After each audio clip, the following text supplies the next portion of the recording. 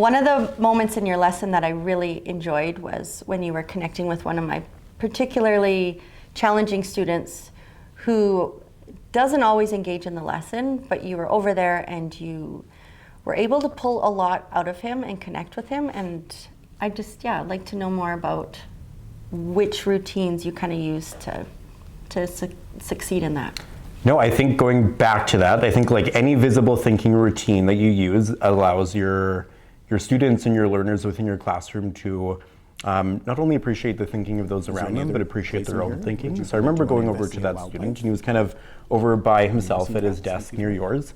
And yeah, at first he didn't seem super engaged, but just going over and kind of helping him build up that confidence to know that thinking didn't have to be a big and scary thing. It could have been just something small and simple. So kind of helping him to get on that track of finding at least one cool piece of information. And then I remember after that, during the give one, get one, just really modeling to other students and to him that collaboration piece. So I know I asked, I was like, hey, one of your classmates over here has some cool stuff to share that they investigated and learned about. And as soon as some other students started to coming over to him, I think that gave the other learners in your classroom too that opportunity to think, oh, like maybe some other people in our classroom have something that is valuable to share as well. And I noticed after that, that one student you were talking about, his confidence level in sharing his learning or his thinking really kind of seemed to elevate within a really short period of time. And by the end too, I know his tracking sheet that he was kind of putting his thoughts in, his findings on, it was pretty full by the end because he had interacted with so many other learners in the classroom. And yeah, I know I left that day feeling like that student in particular got a lot out of the thinking process, and especially that collaboration piece and the confidence that can bring to the learners. Yeah. You can just say, hey, what's something that you really want to give me that you learned? Hey, what's something you really want to give me that you learned?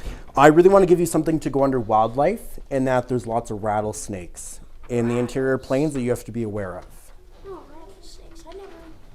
Did you know that? I completely forgot about rattlesnakes. But that's awesome. So as we share and give and get from each other, you're going to actually, your mind is just going to be like, whoa, there's so much more. So how many minutes do you guys feel like you need to do a give one, get one with like 5 people? 5, 10 minutes. You think about between 5 and 10 minutes. Can I check in at 5 minutes, and if we need more time, we'll add on another minute or two onto that? Does everyone understand what a give one, get one is? 100%. And I'd love, it's a microphone. I'd love for people to like just move around, get out of your chair, go to the other side of the class, talk to someone over there, and see what other people found. Go for it. Okay, Wayne, take your sheets with you and take a pencil so that you can record. Should we go find someone? Let's go find someone, see what they got. Go see if you can get one from Should we go back to Carter, see what he got? See if he knows any more about rattlesnakes? Carter, can we come to you to get something? And then you can give us something? Okay, Wayne, what's one thing that you might want to give to Carter that you were like, that was so great? Told me a lot about the region. Bushes. Bushes. What would you put that under? Vegetation. So you can put under here bushes, or you can draw a bush. And just let Wayne do that, or sorry, Carter. And and also then, grass. ooh, and grass under there. I already have that. Nice. Okay, Carter, what would you give back to Wayne? Grass isn't What's a piece of information you got? Grass isn't a part of a landform. No, vegetation. He'll move it over.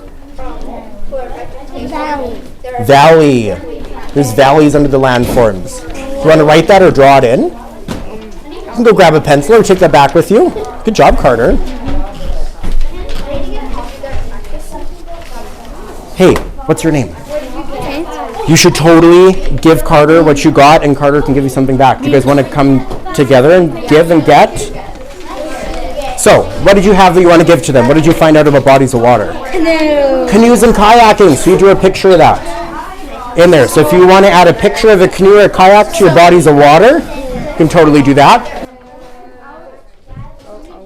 What are you guys giving and getting? I gave dry fire bands. Ooh, dry fire bans because of the climate? Yeah. She said that there's mostly lakes. Get. It's dry and there is fire bans because of wildfires or grass fires.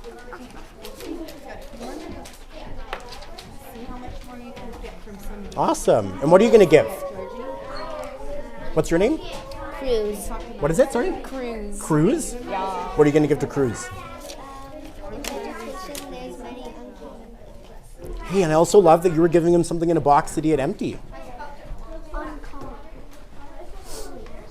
So I know, Amanda, when your students investigated the Grasslands National Park website, they had to fill in kind of a little tracking sheet with the different sections of geographical elements. And I know I said that there was no need to fill out every single box on the graphic organizer.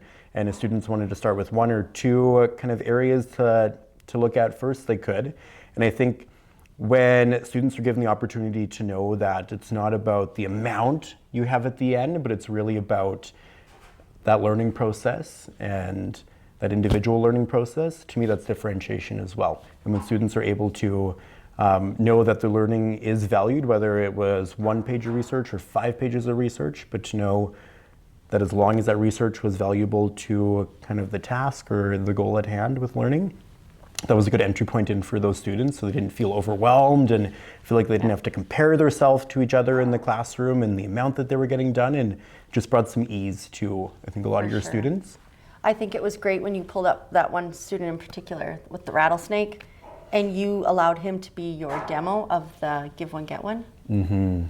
And he felt like Empowered by it. empowered because he's like, oh, Mr. Ehrman wants me to share my fact. Totally. And literally it was like the only fact he found, but who cared? Like Yeah. you gave him that place to feel like really proud and valued. Yeah, no, for sure. And that, going off kind of what I said before too, that student really felt valued even though he had one kind of major piece of information and there was other kids who had 20 plus pieces of information, but the student who had 20 plus pieces of information didn't feel any more valued than the person who only had one box of information. They both felt like what they researched was genuine and that they contributed to the overall kind of research that your class was doing. Mm-hmm.